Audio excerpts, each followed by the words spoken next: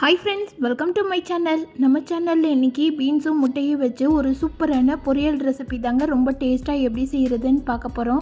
இது செய்யிறதுக்கு ஜஸ்ட் ஒரு 7 ல இருந்து 8 நிமிஷத்துக்குள்ள செய்து முடிச்சிரலாங்க. காய்கறியே வேண்டாம்னு சொல்றவங்களுக்கு இந்த மாதிரி செய்து கொடுங்க, விரும்பி சாப்பிடுவாங்க. ரொம்பவே டேஸ்டா இருக்கும். இத வந்து நீங்க ஸ்டஃபிங்காவும் யூஸ் பண்ணிக்கலாம். வாங்க இது எப்படி செய்யறதுன்னு பார்க்கலாம். இது செய்யிறதுக்கு பீன்ஸை வந்து சுத்தம் பண்ணிக்கலாம். முதல்ல காம்பு பகுதியும் அடிப்பகுதியும் கட் பண்ணிட்டு இந்த மாதிரி ஒரு பஞ்ச் ஆஃப் பீன்ஸ் எடுத்துட்டு பொடி பொடியா கட் பண்ணி வச்சுக்கலாம்.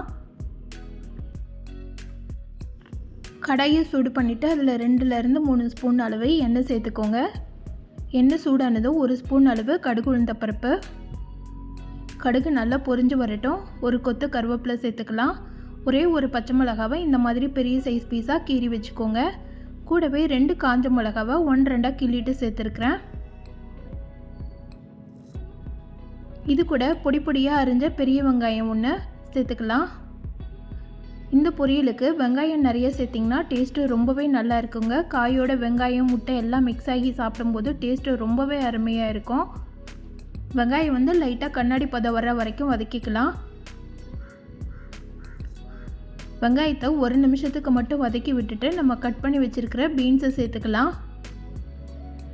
இது கூட 1/4 ஸ்பூன் அளவு மஞ்சத்தூள், காய்க்கு தேவையான அளவு உப்பு சேர்த்துக்கலாம். சேர்த்துட்டு அந்த எண்ணெயிலேயே ஒரு 1 நிமிஷத்துக்கு காயை நல்லா பரட்டி விட்டுடுங்க. இந்த மாதிரி செய்யும்போது காயோட கலர் பார்த்திங்கன்னா சேஞ்சே ஆகாது, நல்லா ஃப்ரெஷ்ஷாகவே இருக்கும். டேஸ்ட்டும் ரொம்பவே நல்லா இருக்கும். அதனால் எண்ணெயில் 1 நிமிஷத்துக்கு நல்லா வதக்கி விட்டுடலாம்.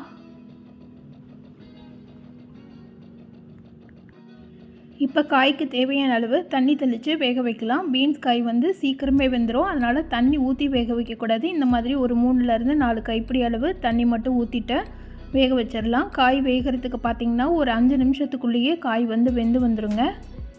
இது கூட அதுக்கப்புறமா நம்ம மசாலா ஐட்டம்லாம் சேர்ப்போம். காய் நல்லா குக் ஆகி வரட்டும். ஒரு மூடி போட்டு வச்சிடலாம். இப்போ ஒரு 4 நிமிஷம் பக்கம் ஆயிருக்கு.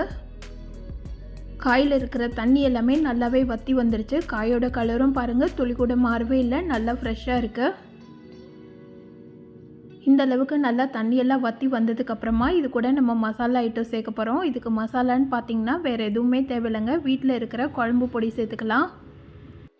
சாம்பார் பொடி இருந்ததுனாலும் சேர்த்துக்கோங்க, அதுவும் நல்லா டேஸ்ட்டாக இருக்கும். இது ரெண்டும் இல்லாத பட்சத்தில் 1 ஸ்பூன் அளவு மிளகாத்தூள் எடுத்திங்கன்னா 1.5 ஸ்பூன் அளவு தனியாத்தூள் சேர்த்துக்கோங்க, கரெக்டாக இருக்கும். இப்போ மசாலாவையும் காயையும் சேர்த்து நல்லா பரட்டி விட்டுடலாம். தேவைப்பட்ட ஒரு 1/2 ஸ்பூன் அளவு எண்ணெய் கூட சேர்த்துக்கோங்க. நான் இன்றைக்கி எண்ணெய் எதுவுமே சேர்க்காமல் பரட்டி விடுறேன். ஒரு சிலருக்கு பார்த்திங்கன்னா முட்டையோட ஸ்மெல் வந்து பிடிக்காது. இந்த மாதிரி மசாலா சேர்த்துட்டு அதுக்கப்புறமா முட்டை சேர்க்கும்போது முட்டையோட பச்சை வாசனை வந்து வரவே வராதுங்க. காயும் முட்டையும் நல்லா மிக்ஸ் ஆகி வரும்போது முட்டையோட ஸ்மெல் பார்த்திங்கன்னா துளி கூட தெரியவே தெரியாதுங்க. முட்டை சேர்த்துருக்குறோன்னு சொன்னால் நம்பவே மாட்டாங்க. அந்தளவுக்கு எல்லாமே நல்லா மிக்ஸ் ஆகி உதிரி உதிரியாக கிடச்சிரும். இப்போ மசாலா பரட்டி விட்டுட்டு 1 நிமிஷத்துக்கு லோ ஃப்ளேமில் வச்சு காயை குக் பண்ணிடலாம். மசாலாவோட பச்சை வாசனை போயிட்டு வரட்டும். இந்த அளவுக்கு எல்லாமே நல்லா ட்ரை ஆகி வந்ததுக்கப்புறமா 3 முட்டை எடுத்து வச்சுருக்கிறேன், அதை சேர்த்துக்கலாம். முட்டையோட குவான்டிட்டி பார்த்திங்கன்னா உங்கள் தேவைக்கேற்ப நீங்கள் சேர்த்துக்கோங்க. நான் வந்து இன்றைக்கி 3 முட்டை தான் சேர்த்துருக்குறேன். இதில் 5 ல இருந்து 6 முட்டை வரைக்கும் சேர்க்கலாங்க. ஒரு 1/4 கிலோ அளவு பீன்ஸ் எடுத்திங்கன்னா 5 ல இருந்து 6 முட்டை சேர்த்துக்கலாம். இது கூட மிளகும் சீரகமும் ஒன்றா சேர்த்து உணுக்கி வச்சுருக்கிறேன். அதில் ஒரு ஸ்பூன் மட்டும் சேர்த்துக்கலாம். கூடவே பொடி பொடியாக கட் பண்ண கொத்தமல்லி தழை கொஞ்சமாக சேர்த்துக்கோங்க. சேர்த்துட்டு எல்லாத்தையும் லோ ஃப்ளேமில் வச்சு நல்லா பரட்டி விட்டுடலாம். நீங்கள் முட்டை கொஞ்சம் பெரிய சைஸாக வேணும்னு நினச்சிங்கன்னா கொஞ்சம் நேரம் அப்படியே முட்டையை உடச்சி ஊற்றிட்டு கடாயில் லோ ஃப்ளேம்லேயே வச்சுருங்க, பரட்டி விடாமல். நான் வந்து காயோடு சேர்ந்து நல்லா மிக்ஸ் ஆகி முட்டையும் உதிரி உதிரியாக வரணுன்றதுனால உடனே பரட்டி விட்றேன். முட்டையோட சைஸ் உங்களுக்கு நல்லா பெருசாக தெரியணும்னு நினச்சிங்கன்னா நீங்கள் பரட்டி விடாமல் கொஞ்சம் நேரம் அப்படியே வச்சுருந்துட்டு முட்டை வந்து ஓவராலாக குக் ஆனதுக்கப்புறமா நீங்கள் பரட்டி விட்டிங்கன்னா முட்டை நல்லா பெருசாக இருக்கும். முட்டை தனியாக தெரியும். நான் செய்கிற மெத்தடில் பார்த்திங்கன்னா முட்டை வந்து தெரியவே தெரியாது, நல்லா உதிரி உதிரியாக பூ மாதிரி வந்துடும். இப்போ எல்லாத்தையும் நல்லா பரட்டி விட்டுட்டு ஒரு 30 செகண்ட் மட்டும் லோ ஃப்ளேமில் வச்சு குக் பண்ணி எடுத்துட்டிங்கன்னா சூப்பரான டேஸ்ட்டில் ஒரு அருமையான பீன்ஸ் முட்டை பொரியல் வந்து ரெடி ஆயிடுச்சுங்க. காய்கறியே பிடிக்காதுன்னு சொல்கிறவங்களுக்கு இந்த மாதிரி முட்டை சேர்த்து செய்து கொடுக்கும்போது விரும்பி சாப்பிடுவாங்க. இது வந்து நீங்கள் சப்பாத்தி கூட ஸ்டஃபிங்காகவும் வச்சு கொடுக்கலாம். லஞ்ச் பாக்ஸுக்கு கட்டி விடுறதுக்குமே ஒரு சூப்பரான ரெசிபிங்க. இதே மாதிரி மெத்தடில் இந்த பீன்ஸ் முட்டை பொடி மாஸை நீங்களும் செய்து பாருங்கள். செய்து பார்த்துட்டு எப்படி இருந்துச்சுன்னு சொல்லிவிட்டு கமெண்ட் பண்ணுங்கள்.